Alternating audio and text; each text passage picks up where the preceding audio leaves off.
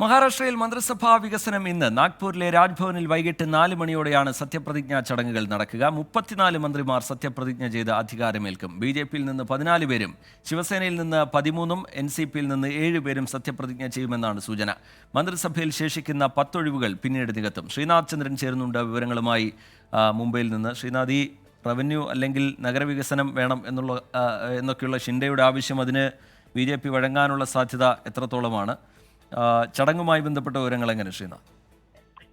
റിജിത്ത്, ഇക്കഴിഞ്ഞ 5-ാം തീയതിയാണ് മഹാരാഷ്ട്രയിൽ പുതിയ സർക്കാർ അധികാരത്തിൽ വന്നത്. അന്ന് മുഖ്യമന്ത്രിയും 2 ഉപമുഖ്യമന്ത്രിമാരുമാണ് സത്യപ്രതിജ്ഞ ചെയ്തത്.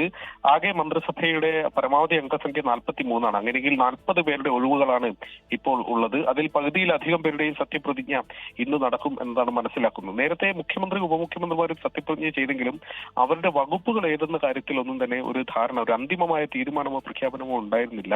ഇന്നിപ്പോൾ മറ്റു മന്ത്രിമാരുടെ സത്യപ്രതിജ്ഞ നടക്കുമ്പോൾ പോലും അവരുടെ വകുപ്പുകളുടെ കാര്യത്തിൽ ഒരു തീരുമാനം ഉണ്ടാകാനുള്ള സാധ്യതയില്ല. അത്തരം ചർച്ചകൾ മുന്നോട്ട് നടക്കേണ്ടതുണ്ട്.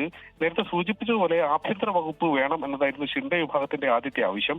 ആ ആവശ്യത്തിൽ നിന്ന് അവർ ഏതാണ്ട് പിന്നോട്ട് പോയിട്ടുണ്ട്. ദേവേന്ദ്ര ഫട്നാവിസിന് തന്നെ ആഭ്യന്തര വകുപ്പ് കിട്ടും. പിന്നീട് നഗരവികസനവും റവന്യൂ വകുപ്പും വേണമെന്നതായിരുന്നു ഷിൻഡെയുടെ ആവശ്യം. അതിൽ റവന്യൂ വകുപ്പ് വിട്ടു നൽകാൻ കഴിയില്ല എന്ന ഉറച്ച നിലപാടിലാണ് ബി.ജെ.പി പക്ഷം ഉള്ളത്.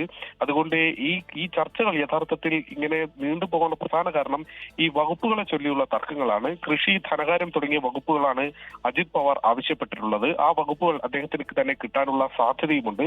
ഏതാണ്ട് 10ഓളം സീറ്റ് ഒഴിവുകൾ ഈ മന്ത്രിസഭയിൽ സത്യപ്രതിജ്ഞയ്ക്ക് ശേഷവും ഉണ്ടാകും എന്നതാണ് നമ്മൾ മനസ്സിലാക്കുന്നത്. അതൃപ്തരായ പലരും ഈ മുന്നണിക്കകത്തുണ്ട്. അവരെ അക്കോമഡേറ്റ് ചെയ്യണം. അതോടൊപ്പം തന്നെ കൂറുമാറി ആരെങ്കിലും എത്തുമോ എന്നുള്ള കാര്യം പോലും മുന്നണി ഇപ്പോൾ ആലോചിക്കുന്നുണ്ട്.